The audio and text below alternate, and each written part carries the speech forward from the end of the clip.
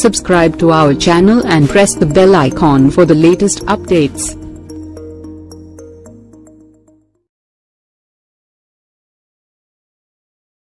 మహానటి సావిత్రి గారికి పద్మశ్రీ ఇవ్వాలి పవన్ కళ్యాణ్.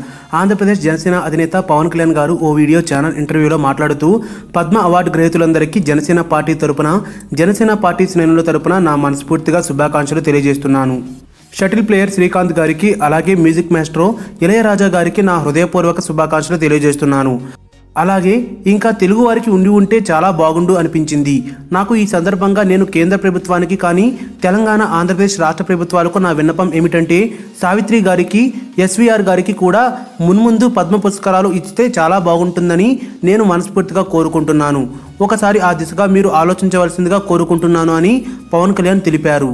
మీ కామెంట్స్ కింది సెక్షన్లో ఇవ్వండి.